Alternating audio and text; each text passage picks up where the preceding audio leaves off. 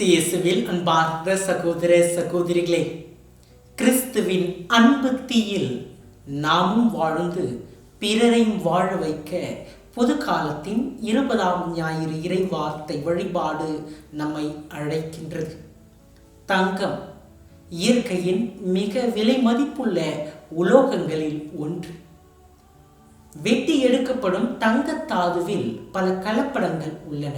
குறிப்பாக வெள்ளி, செம்பு, இரும்பு மற்றும் இத்தகைய உலோகங்கள் இருக்கின்றன.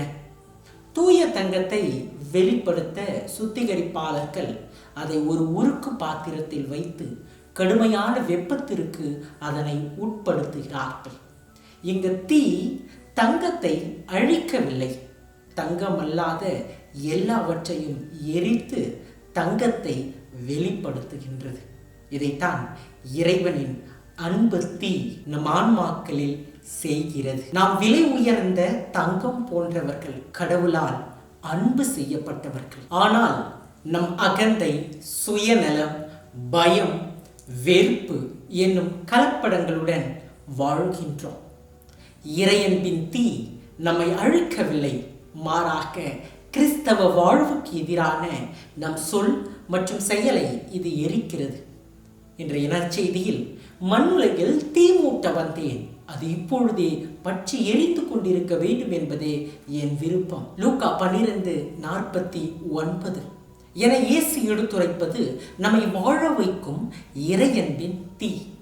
இந்த வார்த்தைகள் குழந்தைகளை மடியில் அமர்த்தி கொண்டு பாசத்தோடு, அரவணைப்போடு, இரக்கத்தோடு இருக்கின்ற ஒரு அன்பான இயேசுவினுடைய படத்திற்கு எதிர்மாறாக இருப்பதை நாம் பார்க்கின்றோம். இது அன்பும் நீதியும் பரிவும் மாற்றமும் கொண்ட கிறிஸ்து என்னும் தீ. இது எரிந்து நம்மை அழிப்பதில்லை, மாறாக நம்மை தூய்மையாக்கி புது படைப்பாக்குகிறது. அதுவே நம்மை இவ்வுலகிற்கு சாட்சியாக வாழ அழைக்கிறது. கிறிஸ்துவின் அன்பு தீ 3 பண்புகளை கொண்டிருக்கிறது. சற்று ஆழமாக இந்த பண்பு எந்த அளவுக்கு நம்மை கிறிஸ்துவின் தீயாக மாறுவதற்கும் பிறரை பற்றி எரிய செய்வதற்கும் அழைப்பு தருகின்றது என்பதை தியானிப்போம். முதலாவதாக, தீ தூய்மைப்படுத்துகின்றது.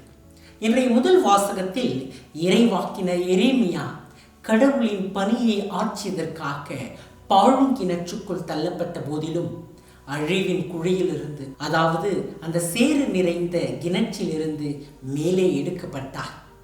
இங்கு கடவுளின் அன்பு தீ அவருடைய பணியை தூய்மைப்படுத்தி அவரை காத்தது. இன்றைக்கு நம்முடைய வாழ்விலும் தேவையற்ற மற்றும் பாவம் என்னும் சீற்றுக்குழியிலிருந்து ஆண்டவர் தன் அன்பு தீயால் நம்மை தூய்மைப்படுத்துகின்றார். ஆண்டவர் நம்முடைய வாழ்க்கையில் எரிக்க வேண்டிய அசுத்தங்கள் மற்றும் பாவங்கள் என்ன என்பதை சிந்தித்து பார்க்க நம்மை அழைப்பு தருகின்றார். அன்பார்ந்தவர்களே, அவற்றை நாம் சற்று சிந்தித்து பார்க்கின்ற பொழுது எண்ணற்றவை நம்முடைய மனதிற்கு வரலாம்.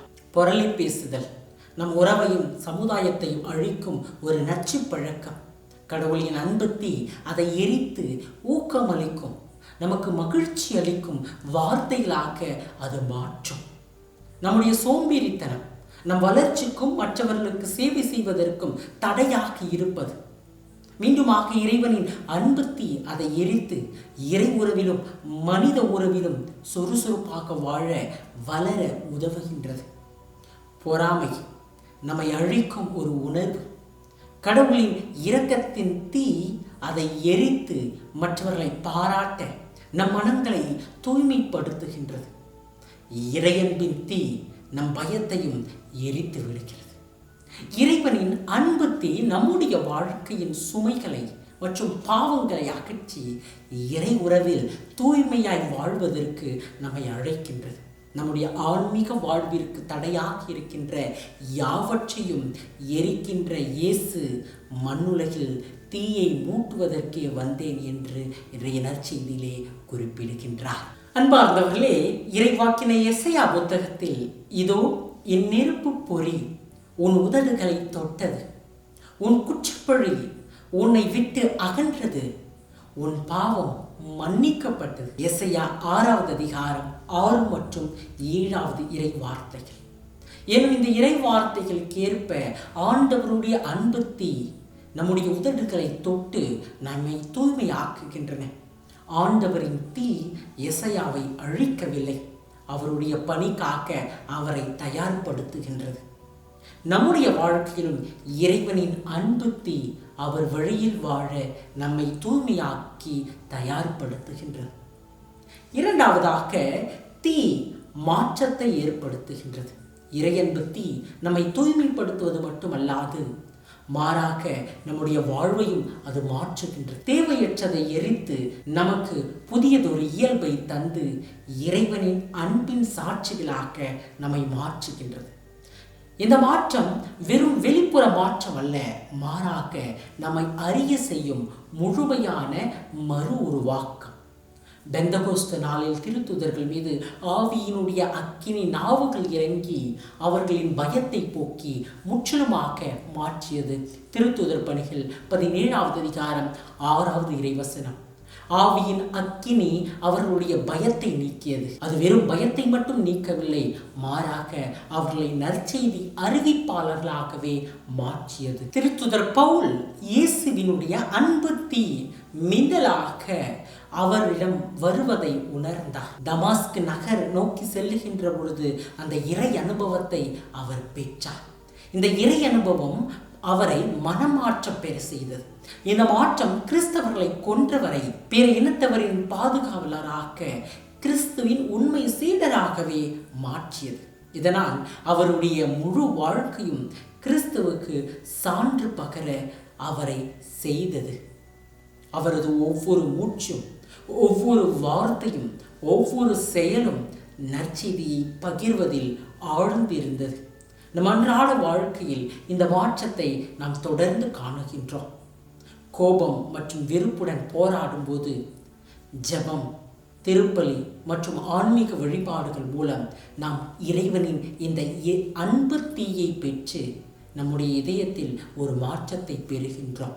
நம்முடைய பழைய பாவப்பட்ட மற்றும் காயப்பட்ட இதயங்களுக்கு இது ஆறுதலாக, அடைக்கலமாக மாறுகின்றது. மூன்றாவதாக, கிறிஸ்துவின் அன்பு தீ ஒளிர்விக்கின்றது.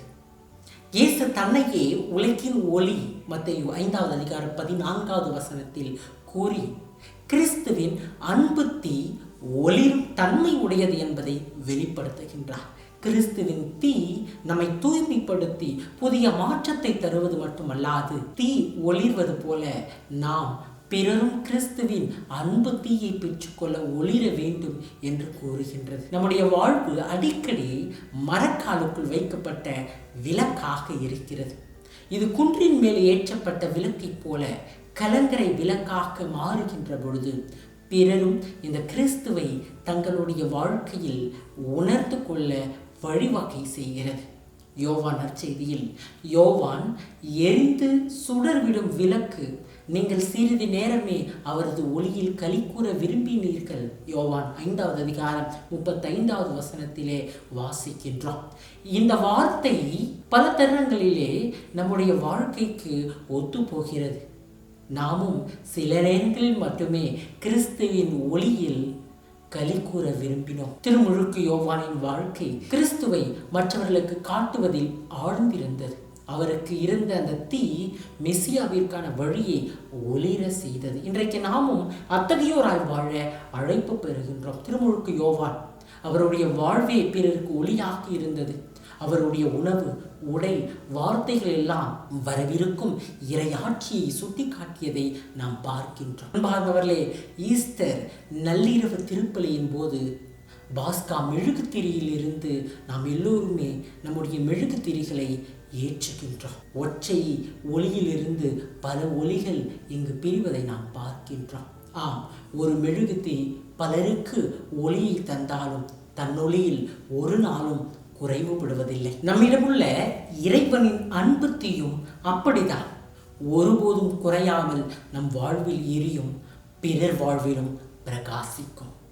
அன்பார்ந்தவர்களே, ஆபத்தான பாறை மிகுந்த கடற்கரையில் 40 ஆண்டுகள் கலங்கரை விளக்கை பராமரித்த ஒரு வயதான காவலரை ஒரு இளைஞன் சந்திக்கின்றான். அப்பொழுது, வயதானவரே, ஒவ்வொரு இரவும் இந்த விளக்கை நீங்கள் எரிய வைத்துக் கொண்டிருக்கிறீர்கள், நீங்கள் சோர்வடைவதில்லையா என்று கேட்டார். அதற்கு அந்த காவலர் சிரித்து கொண்டே, இங்கே பார், இந்த ஒவ்வொரு கடிதமும் இந்த விளக்கு எரிந்ததால் உயிர் காப்பாற்றப்பட்ட ஒருவரிடமிருந்து வந்தது. சில கப்பல் கேப்டன்களிடமிருந்து, சில பயணிகளிடமிருந்து, சில குடும்பங்களிலிருந்து இந்த கடிதங்கள் வந்தன. கடினமான இரவுகளில் இவற்றை படிக்கின்ற பொழுது என் சிறிய விளக்கு ஆயிரக்கணக்கானவர்களுக்கு வழியை தருகின்றதே என்று நான் மகிழ்வு கொள்கின்றேன். மேலும் அவர் தொடர்ந்து கூறினாராம், என்னை தொடர்ந்து வைக்கும் மிக முக்கியமான விஷயம் நான் பெறுகின்ற இந்த நன்றி கடிதங்கள் அல்ல, நான் ஒருபோதும் பெறாத கடிதங்கள் தான். ஒவ்வொரு இரவும் நான் அறியாத கப்பல்கள் பாதுகாப்பாக கடந்து சென்று கொண்டிருக்கின்றன. எனது பெயரை அறியாத குடும்பங்கள் மீண்டும் ஒன்று சேருகின்றன. அன்பார்ந்தவர்களே, மற்றவர்கள் நம்மை பார்க்கிறார்களோ இல்லையோ, நாம் மற்றவர்களுக்கு ஒளிர்ந்து கொண்டே இருக்க வேண்டும். இதுதான் உண்மையாகவே ஒளியாக மாறுவது, இறையன்பின் தீயாய் பற்றி எறிவது. நம் அழைப்பு நாம் ஆன்மீக கலங்கரை விளக்காக மாறுகின்றோம் என்பதை உணர்வது. நம்முடைய மாற்றப்பட்ட வாழ்க்கை மற்றவர்களுக்கு கிறிஸ்துவின் பாதையை ஒளிர்விக்க வேண்டும். பழைய ஏற்பாட்டிலே மோசே பற்றி எரியும் முட்புதரில் இறைவனை கண்டார். இஸ்ராயல் மக்கள் பாலைவனத்தில் நெருப்பு தூணால் வழி நடத்தப்பட்டார்கள். கார்மேல் மலையில் எலியா இறை தீயை இறங்க செய்து உண்மையான இறைவனை வெளிப்படுத்தினார். இதுதான் இறைவனின் அன்பு தீ, நம்மை பற்ற வைக்கும் தீ. ஒரு மரம் தீ பிடித்தால் மொத்த காடும் பற்றி எரிவது போல, ஒரு மனம் எரிந்தால் அருகில் உள்ளவர்கள் இறையன்பு தீயால் பற்றி எரிவார்கள். முகாமில் தீப்பற்றும் முறையை நாம் நன்கு அறிவோம். முதலில் எளிதாக பற்றி எரிகின்ற சிறிய பொருட்கள், குச்சிகள், பின்னர் சிறிய கட்டைகள், அதன் பிறகு பெரிய மரக்கட்டைகள். அன்பார்ந்தவர்களே, நம்முடைய ஆன்மீக வாழ்வும் அப்படிதான். சிறிய சாட்சிகளாக நாம் மாறுகின்ற பொழுது பெரிய தீயாக அது பற்றி எரியும், கிறிஸ்து என்னும் தீயாக. எனவே இந்த இறையன்பு தீயில் நாமும் சிறு சாட்சிகளாக பற்றி எரிவோம். இறைவன் நம் ஒவ்வொருவரையும் ஆசீர்வதிப்பார்.